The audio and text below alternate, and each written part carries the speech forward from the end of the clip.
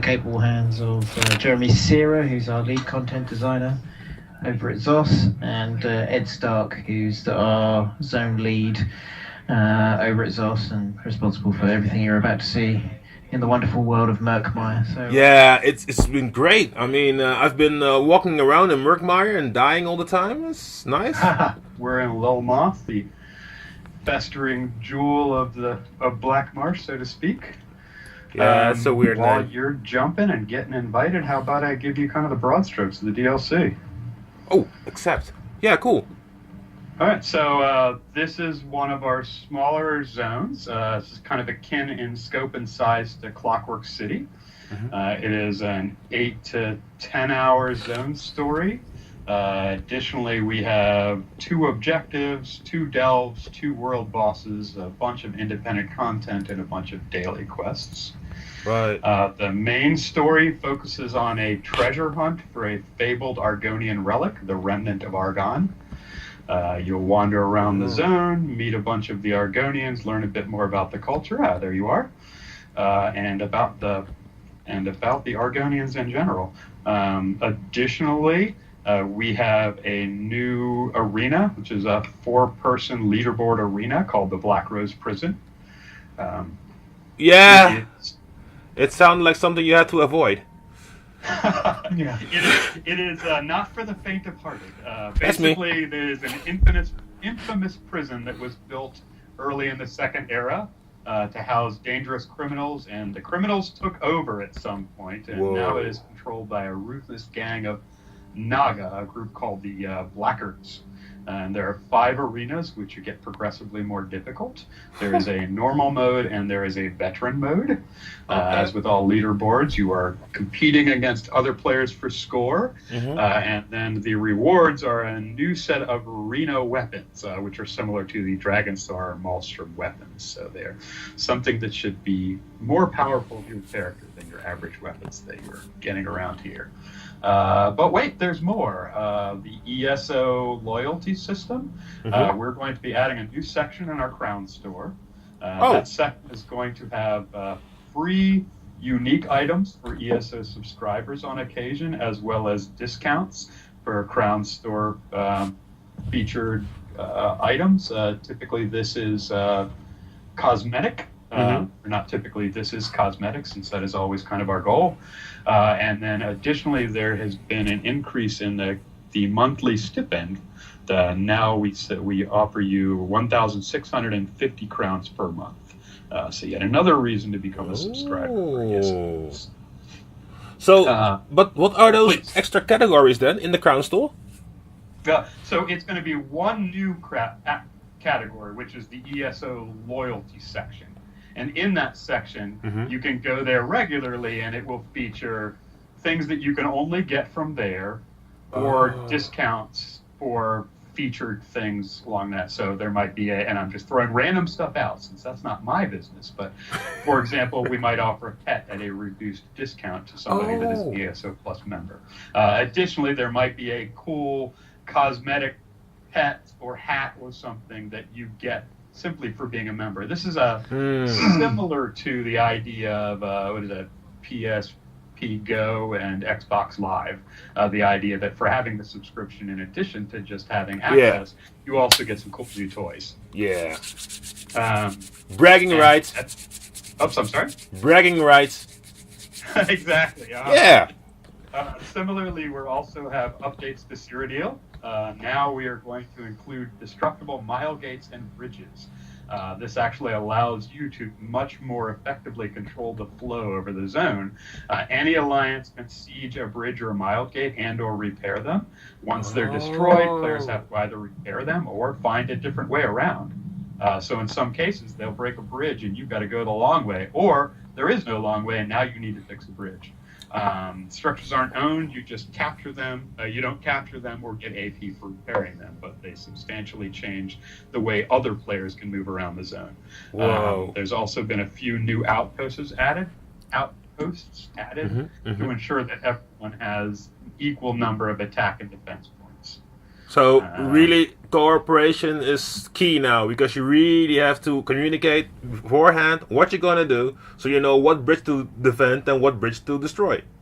Yep, even more so. You're exactly right. The more the alliances work together, the more effective they'll be because smaller individuals can make a larger impact.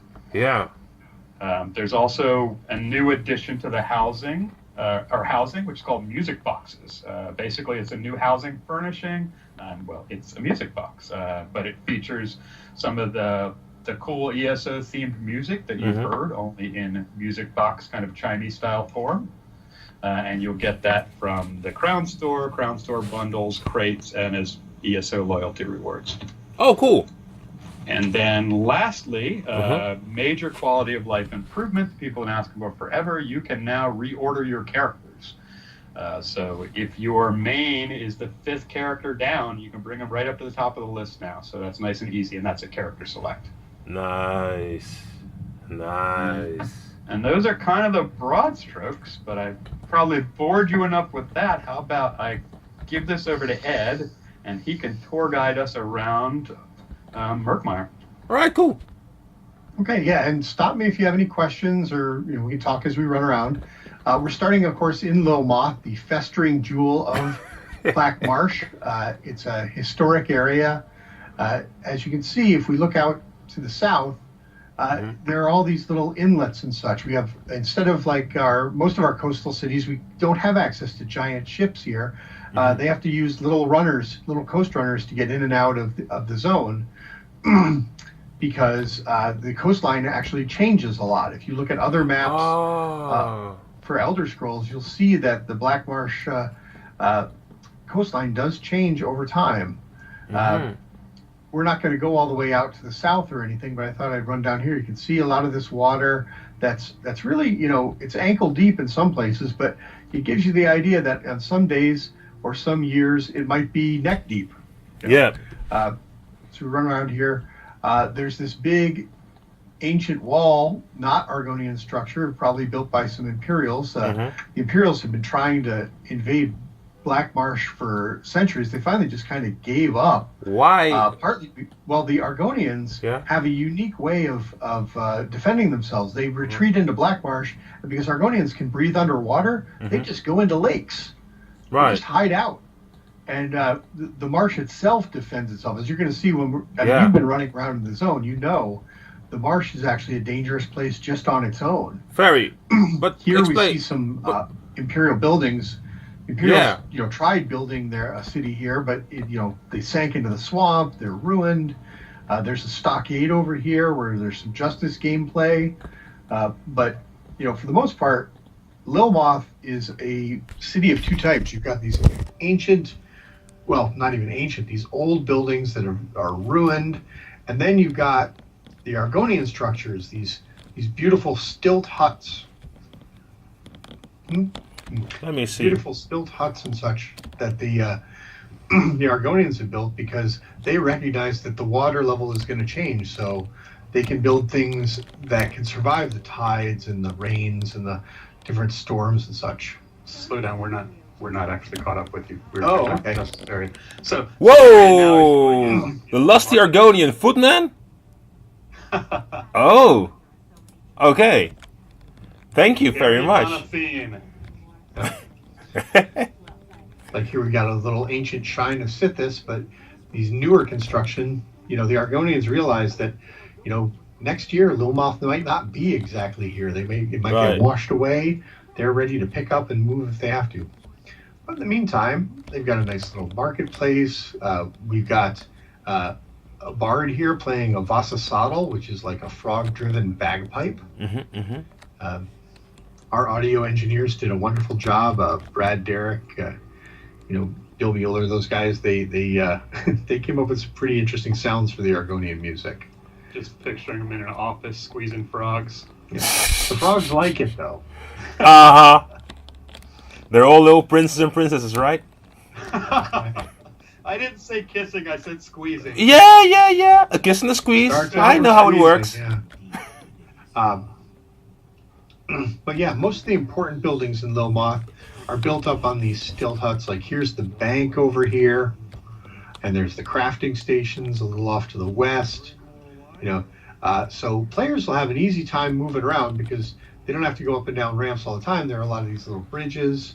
Yeah. There's still some remnants of old stone structures around, and you're going to find that throughout the zone. The zone itself is very Argonian. This is the place the Argonians live. It's where they came from.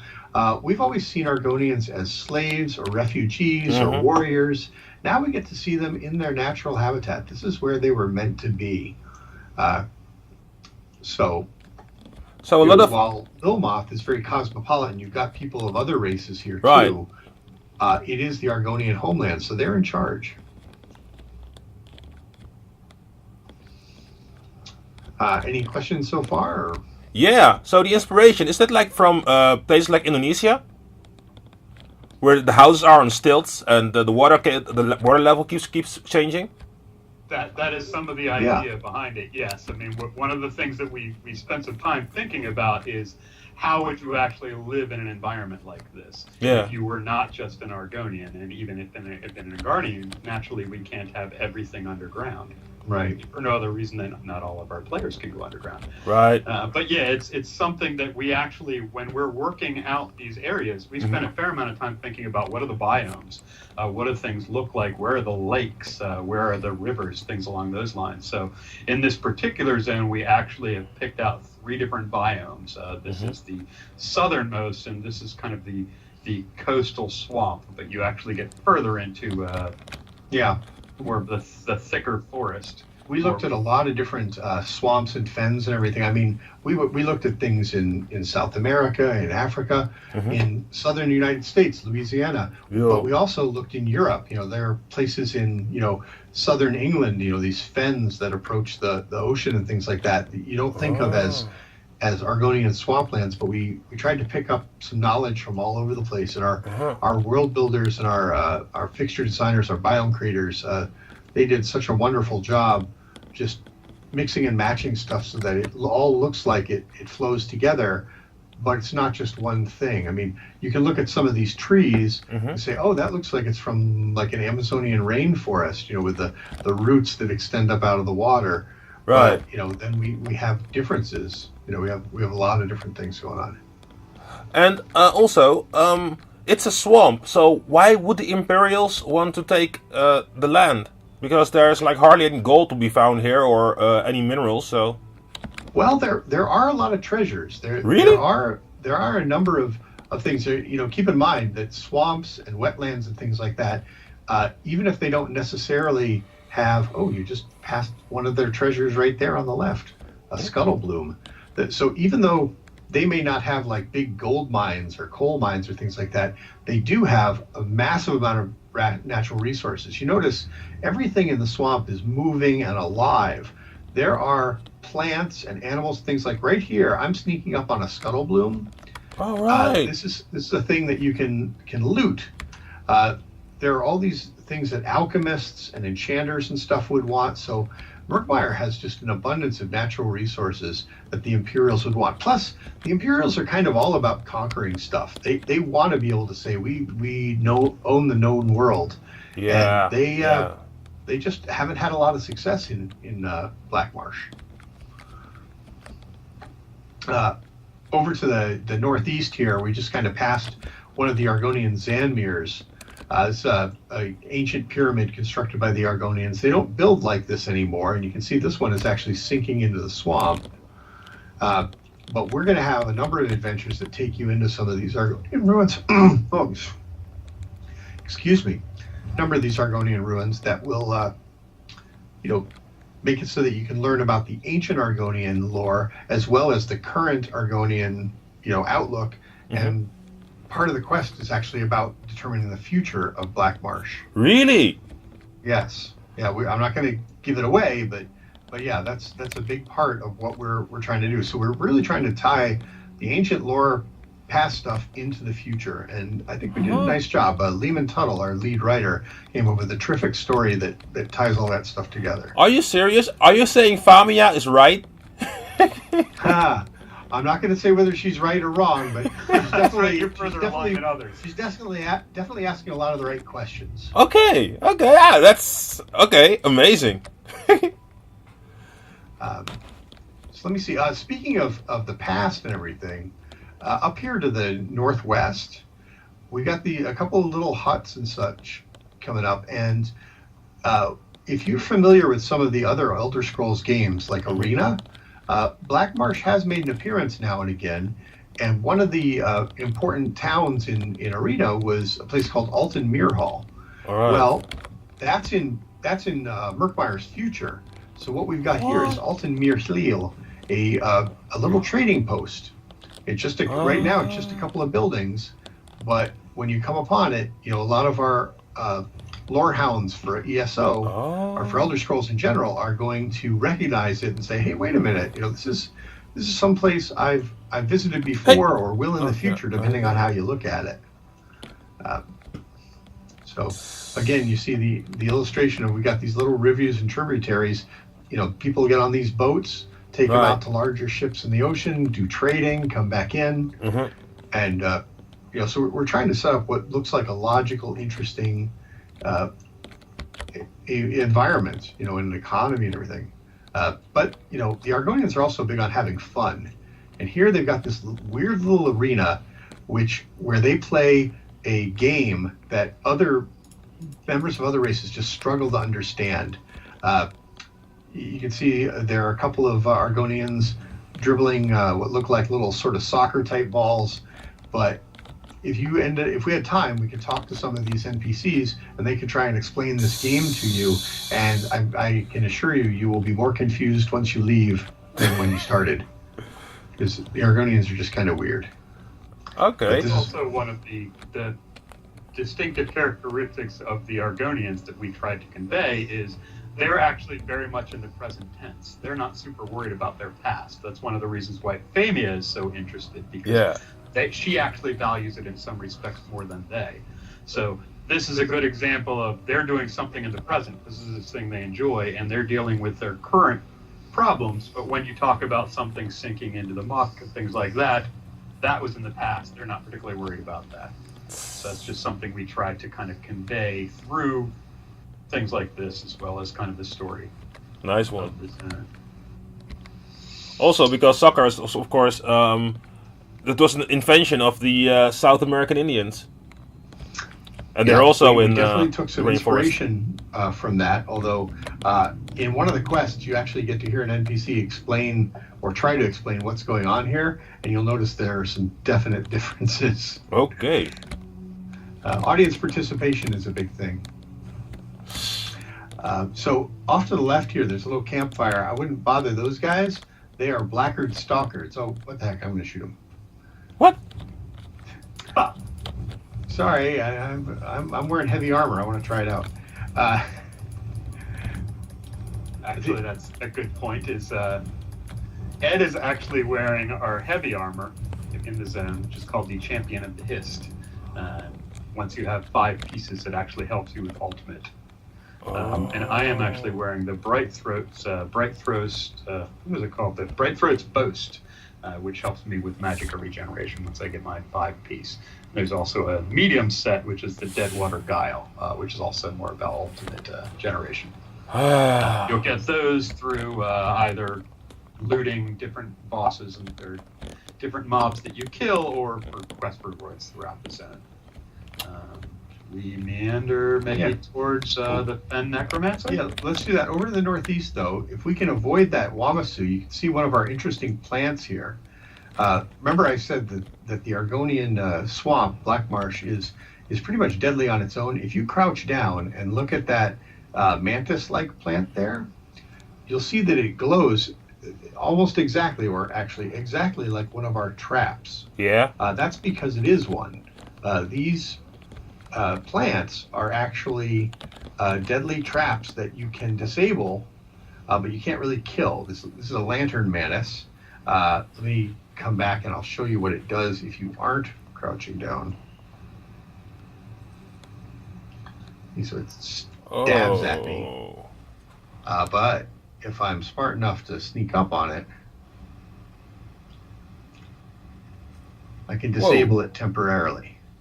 Now, as you'll notice, our encounter designers like Sean Wicks, Brandon Van Haren, those guys, they put a lot of those things near where there are other encounters. So even though the Lantern Manus itself isn't particularly tough, if I jump in and try and tackle that Wamasu, I might end up finding myself getting stabbed in the back. Yeah. And so that means you got to pay attention when you're running around Murkmire. So, yeah, I died a couple of times. I found out the hard way.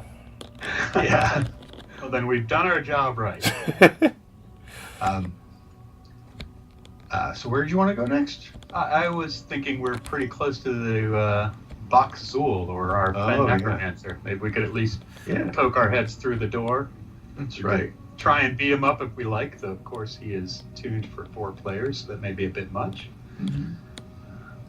Well, you got heavy armor. Give it a shot. I have steadfast armor. It looks like probably the easiest way is just to go over the bridge over here. Mm-hmm. So, yeah, we've got 2 world bosses in the zone. Right. And both of them, again, are tied into both sort of the past and the present of Murkmire. Bakzul here, or we also call him the Fen necromancer. The Argonians, have a whole cycle of life thing going on. They believe that when they die, their history draws them back in and they're reincarnated. Right. Well, unfortunately, there are things like undead and necromancers around, and this guy, he's trying to capture Argonian spirits and trap them into an undead state as his servants. Really? You can see him there with his undead, and along the edge you've got these stakes. They're called grave stakes. These are they're kind of like tombstones that Argonians carve themselves with the story of their lives, and what they hope is that when they die, somebody will plant them in the swamp and stick the grave stake through them to keep them from rising as undead, because that's taking them out of the life cycle. Now, whether that's superstition or not, well, that's up to you to find out. But this guy has actually stolen a bunch of grave stakes and the corpses associated with it. So if we're serious, let's give him a try.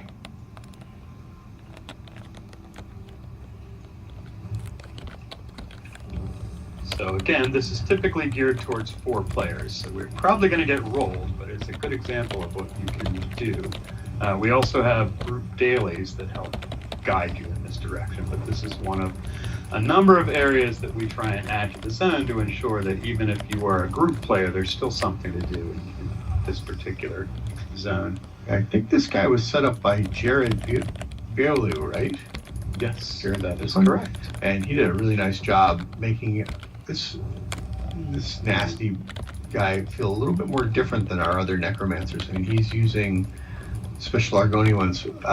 He doesn't move around a lot. Yes! Oh, wow. I didn't think we were going to take him out as quickly. Oh, wait. We didn't. But wait, there's more. Yep. He's able to use the grave stakes and his stolen necromantic energy to move around. So even when it looks like you've taken him out, he calls up some more skeletons, and I think we may be getting some other creatures.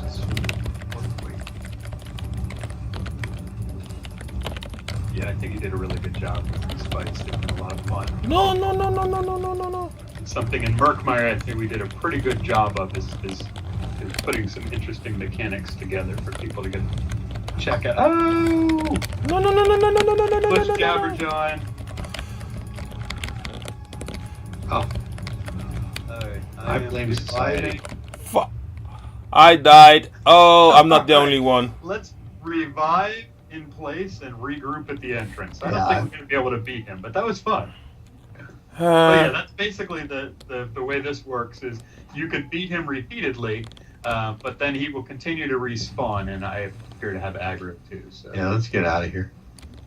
Go away, I think the grave stakes are especially interesting an idea. It just kind of shows the psyche of the Argonian. Yeah. The idea that you're so prepared that you know that you're liable to drop at any moment. Kind of need to think that they're thinking about that. So a little depressing, but I mean, they live in a swamp. I think they've had a rough life. But they don't care about the past or the present or the future, but they do care about the grave stakes. They do. Well, they do care about those sort of things, but maybe not as much on a personal level. It's kind of like they want to make sure that they survive. Oh, we've stumbled on some new undead. These are the bog blights. These were created by our encounter team, and you can see they're a little different than your typical zombie. They tend to be a little faster, and at a certain point, and they shoot out these swamp gassy stuff, and at a certain point, they will explode. Although we managed to avoid that with those guys. They don't all do it. Oh. Right then. Whew! Yeah. Wander beyond Black Rose and then maybe check out Deadwater? Yeah, well, got more of these guys, but yes. These aren't too bad, especially if you're in a group. One of the things we try and do is tune the zone so that it's single player friendly, but then we put in things like the world bosses and the arenas so that there's a lot of good group stuff. It's definitely a lot more fun if you're with a team. Yeah, and safer. Yeah. Yes. We would like to encourage you to play, but certainly if you want to play by yourself, that is viable too. All right, should we head north-ish? Yep. We could swing by Black Rose, take a look at what that's like. Yeah, you can actually, one of the things that we had to deal with is that because it's a swamp, even though we do have 3 biomes, a lot of the area is kind of flat.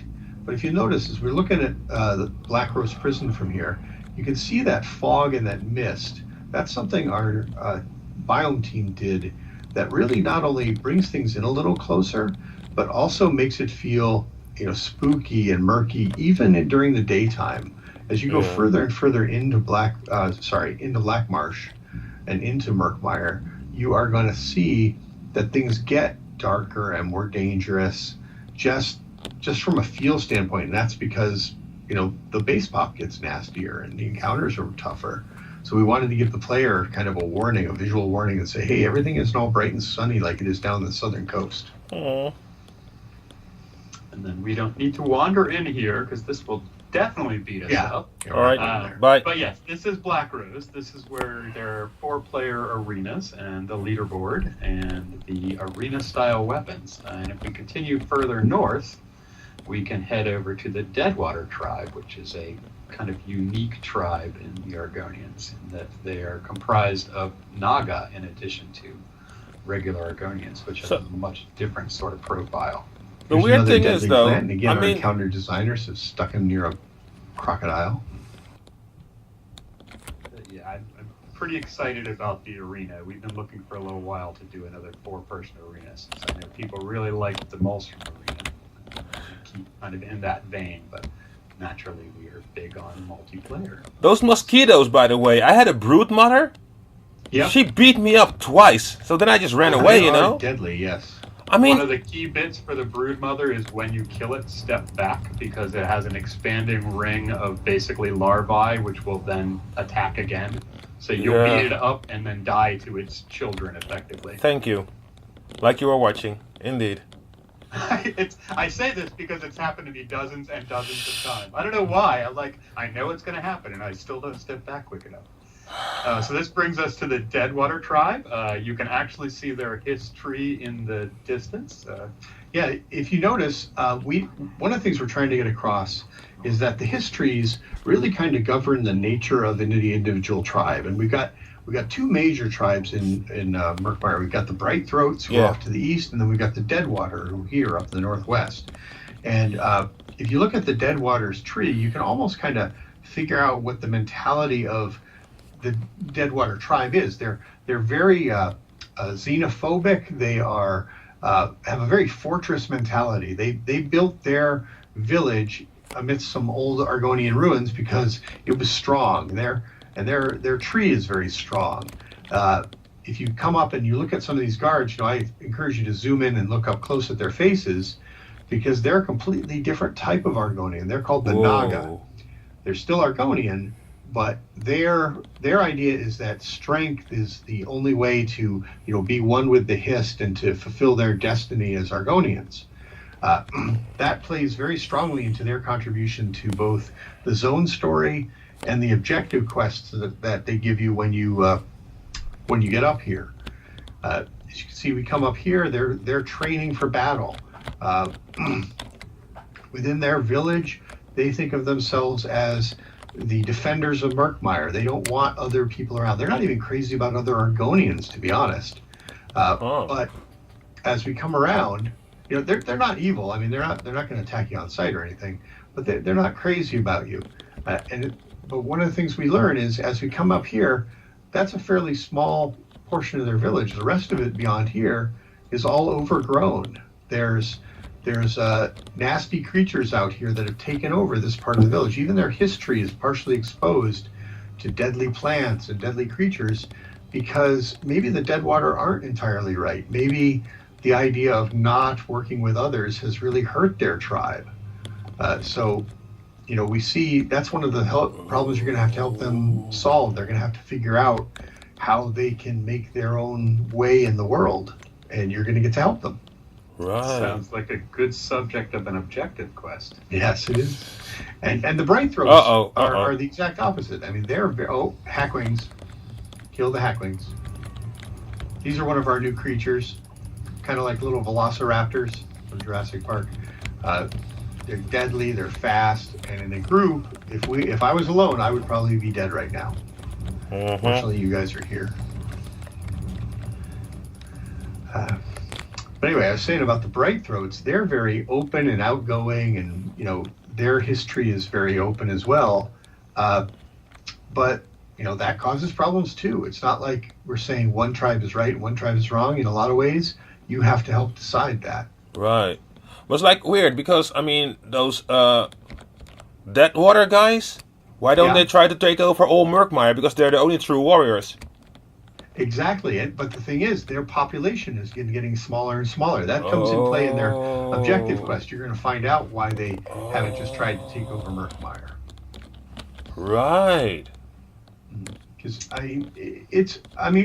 we try and do a lot of metaphors with our storytelling. I think Lehman Tuttle and Bill Slavacek and the rest of our writing staff did a wonderful job of showcasing storylines that players can relate to, but that feel very Argonian. It's not like we just took real world stuff and translated it entirely, but we certainly learned from things that we think of as interesting in our own history that we can translate to a cool storytelling mechanic.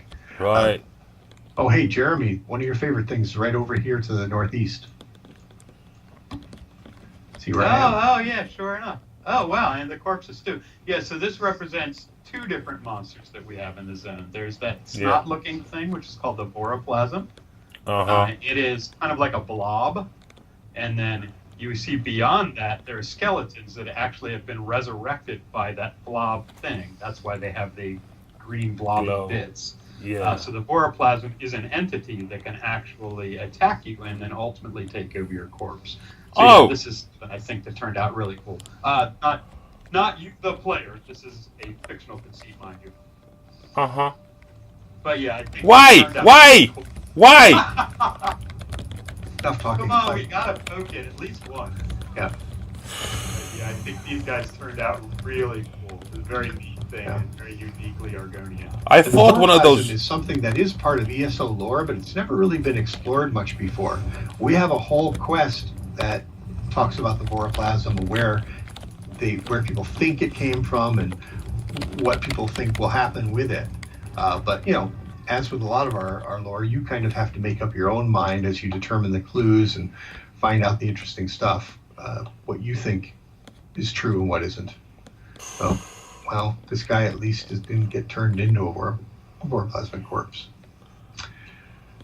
Yeah, really cool. Yeah, I love the way they look. They're just so different. Oh, yeah. So we could basically run across the zone and show you one of the other delves. This delve it's called the Teeth of Sithis. Now, if you look at this as we're going through here, this is Region 3. This is, you know, much darker, much more deadly looking. A lot more of those deadly plants throughout here. We're going to ride past blackguard camps. We're going to ride past undead and things. This is where things get kind of spooky.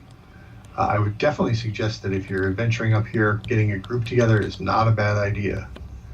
Yeah. Yeah, I love how much closer the trees feel, how much tighter it all feels and darker. Whoa. Oh. I'm on fire. Alright, I'm here. Coming back. Thanks. Whoa. Got a few undead here.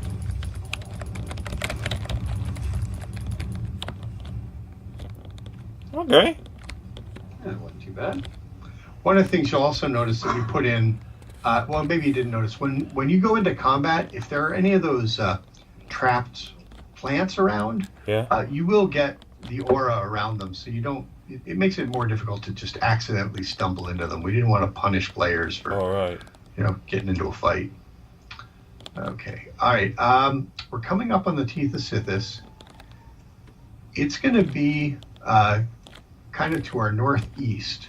And I mention that because the world builders, alligators. World builders did a nice job of showing it off even before we get into it.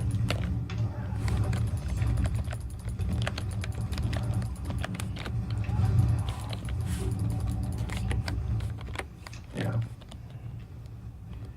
Whoa. Yeah, so if you look up from around where we are now, up to the northeast, you can see a Zanmir up on a cliff face. And if we can get at the right location, you'll actually see a second one. That's why they're called the Teeth of Sithis, because there's two of them, and they're joined by a bridge. Oh. Yeah. And that's all like the interior space of the teeth. Sorry. What's that? Oh, darn it. That animal is huge. Yeah. I want to mess with him right now. He's one of our unique creatures too, a Histguardian. Mm-hmm. You're going to end up dealing with them quite a bit. I think we need to go around. Oh, shoot. I'm sorry. That's okay. Oh, did you aggro? I'm Cool. stuck somewhere and... I'm with you, or I'll be with you momentarily. We're terrible tour guides. We're getting you killed. Just I guess we're excited kind to show you everything. Here, look at this extremely dangerous thing.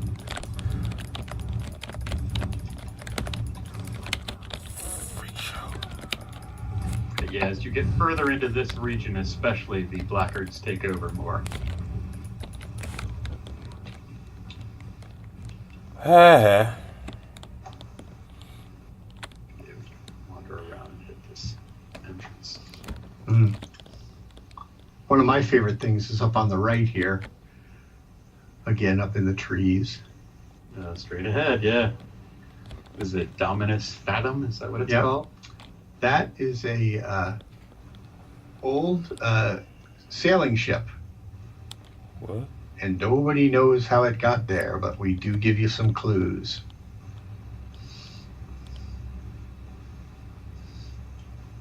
Tsunami. Turned out really cool. How did I just run over one of the plants I did, didn't I? Yep. Fortunately, there was no lizard bear or anything behind it. There it is, the Dominus Fathom. And what are we doing for time? Pretty well, really. So do you want to run into this delve, which will show you kind of a hostile version of a Zanmir, or alternatively, we could jump into the house, which will show you the friendlier versions. The house interior is really freaking cool. I opt for the house. All right. Okay. So we basically did it. Hit M for map, and then put your cursor over the house icon that is just to the north, and then left click to preview. Right. And then we are going to zone into a preview mode of this house, which means we'll actually all be looking at different versions. So don't let that confuse you. But yeah, I think that they did a really cool job with this. And if you were to run up to the exterior of this house, what you would see is that this house is up on a mountainside right next to a lake, which becomes relevant when you get into it because it is both situated on top of and below the lake. Are you logged in? Or yeah, I'm there. I'm standing leave house exit. No, I won't. So. All right, so move forward, straight a little bit to the right is a doorway. You see the stairs, and it says Yeah. Lakemire Zanmere. Yep. So click in there. That's going to take I'm you there. to the interior, and then Whoa. run down those stairs. That's and you big. are actually below lake level. I think this is Oh. one of the coolest things. You see the bubbles, you see the fish, you see the underwater. I just think the art department just knocked it out of the park with So this. this is like really expensive. I don't know the price, but it certainly is not cheap, would be my guess. This is a manor. You can get it completely kitted out. You can get it empty. It's definitely a very cool thing. And then when you go to the south side of the wall, you may see there's a little whirlpool in one of the windows. Yeah. If you click on that, that's one of the things that we suggested that gets you in and out of the house. Really? So it pops you into well, functionally you're now in like an interior garden of your house. You're still in the house, but it's a way for you to go back and forth between the interior and the exterior. So it's like, This house would be gigantic. so you're underwater and this portal keeps the water out, but I can just click on E and now I'm swimming. Yep, yes. Clearly it's magic. It's the hist. Yeah. But yeah, I think they did an amazing job with that house. I just think the idea of it is so cool. And then when you're on the outside, you can see you're in a little canyon area, a large canyon area, I should say. Waterfalls in the distance. One of the things that's cool too is when you build or buy accessories for your house, you can actually drop them into that watery area. So you can decorate, like, put a sunken statue out there or something like that if you want. Whoa. Let me check this out again. This is huge, man. Yeah, it turned out really cool. Yeah, I'm super excited to get this one in game. Like I said, I love the aesthetic, and that's something we try and think about when we're creating new houses. Is what is it that sets this house apart? And very clearly for me, it is the underwater component. But I also love the idea of just getting the nice vista in the above land. And you got the romantic sauna bit downstairs, I see. Yeah, it turned out pretty awesome. There's more to see, but that kind of broad strokes is some of the cool stuff in the zone. Is there any additional questions you had or places you wanted to check out? I mean, most of the things are new, so I don't know what to ask because then and also the things that I got stuck in playing are all spoilers. Yeah. Because I was with Hasara and we're trying to save her children, if you know what I mean. Oh, that's the Bright Throat's objective. Yeah, some orange fumes going on there. I'm glad we went off to the west because you've already seen the Bright Throat stuff. So. Yeah. Well, I've seen some, but I mean, Sukas, I don't trust him. Is that just me or? Well, it's not entirely you, but again, I don't want to give anything away. But again, through Zukas and Jaxic Orn, we get to see sort of the epitome of what the Bright Throats and the Deadwater are like. They both showcase their tribes very well. So, the Bright Throats are very diplomatic and everything, but they also, got a little bit of con man in them. They survive by their wits, and that means sometimes taking advantage of people. I mean, Zukas especially is a good example of someone. To my mind, I more picture it as he is a local, and people try and take advantage of him. Yep. As opposed to the other way around. So basically, he is disabusing them of their notions that he is a simple native. Mm-hmm. You know what it is? Like I was in a Sandmere, and I was in trouble, and suddenly he is there, and I'm like, how did you get here? Did you teleport in, and you know where I am, everything, you knew where everything was? I don't trust you, man. Well, he was following you. I'll give you that. But yeah, he is supposed to be a bit of a lovable rogue. So I think you got that right. And the Bright Throats are definitely an interesting study compared to the Deadwater. They're far more social than they are warrior. The idea is that they're more the tradesmen the. Sorry, that's not the word I'm looking for. The diplomats. It's kind of nice too, because you get to see very clearly what the strengths of each tribe are, but you also see their weaknesses. And in a lot of ways, to do the objective quests, you have to take over and fill up those weaknesses. You have to you have to be the warrior for the Bright Throats. You have to be the thinking guy for the Deadwater. And there are other ones that come along later where you have to sort of fill in the gaps. And I think that's important, because one of the things we have to always keep in mind when we're designing any content is the player has to be the hero. The player is the deciding factor. If the player doesn't act, you very strongly get the feeling that things are going to fall apart. If the player doesn't step in and do something, there's going to be a major problem. And I think that's an important part of Elder Scrolls Online, is that even though it's a multiplayer game, you feel like you personally are important and you're shaping the way the zone comes out. And I think Murkmire, when you play through the end of the main quest, you'll realize that you really did shape the zone and change things for hopefully the better. That's cool. Just to make it difficult for myself, I chose to play as a Dark Elf. But maybe it's because of my armor, but nobody said anything like, "Oh, that dirty Dark Elf," You'll get a little bit of that, but keep in mind, while we do put some of that stuff in, our fiction writers, Lehman and his group really did a great job of that. Argonians, in a lot of ways, see people as soft skins or not. Oh. You're either an Argonian or you're not, because keep in mind, Dark Elves versus Altmeri, things like that. Yeah. There's cultural differences. There's a little bit of difference, but Argonians are just out there. They're completely different than everybody else. Yeah. So the idea that they would care whether you're a Dark Elf versus a Light Elf or whatever, it's less important. Now, granted, you will run into a few of them who know about how the Dark Elves did them wrong. Right. And there are conversations in there about that sort of thing. But again, we're in Murkmire. Most of the Argonians here have never been outside of Blackmarsh, so they really don't have as much contact with the different alliances, with the idea of being refugees.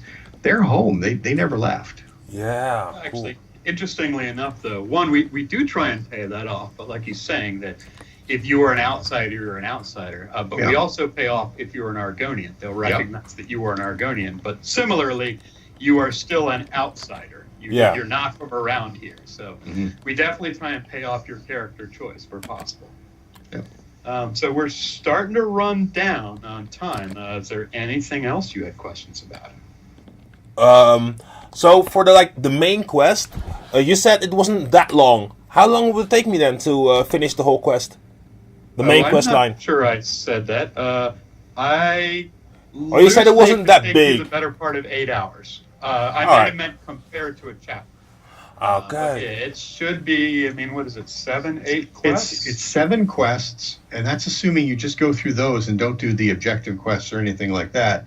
If you burn through them, you could probably get through them in maybe 5 or 6 hours. But I think if you're playing like most people play, it's going to take you at least 8. Yeah. Maybe even 10 or 12 just to get through the main quest. None of the quests are particularly short, except for the epilogue, and they've all got a lot of lore and interesting characters in that I think you're going to want to explore. And like most of our main quests, they pull you through the zone and have you intersect with a lot of other things that's going on. So it's going to be difficult for a player to not, take a few side treks. Yeah. And I think in a lot of cases that's actually going to help, because when you take part of the main quest that steers you toward the Bright Throats, you get involved with their objective quest, as you already have. So that's going to actually tell you more about who the Bright Throats are, and it's going to help you later on in the main quest. Same thing with Deadwater. When you get up there, you're going to get involved. And we were there, so I have to go back actually. And the zone story only represents maybe 25% of the quests in the zone. We got lots of independent content. I can't think of how many, but it is a lot. I think we depending on how you count it, we definitely got more than 30 quests in the zone. I think 40 plus. Yeah. Whoa! But that's 3 sets of dailies. We've got dailies that surround the world bosses. Those are your group dailies. We've got single-player dailies that mostly tie into the delves in a lot of ways. And then we've got another set of dailies that I'm just going to nickname village dailies, and you can find out why later on. But they're more spread you around the zone dailies. And you unlock them completing the zone story. Yeah, thank you for your tour. I did find, by the way, that I found the Argonians in Murkmire more colorful than the other ones, in Cyrodiil. Maybe that's terrific. Yeah, we were excited to present it to them, and I think it's been a long time coming. So Lehman, especially the primary writer here, was super gung ho to kind of dig deep and talk about the Argonians and what they're like. Alrighty. Cheers, guys. Catch you later. Take care. Bye. Bye.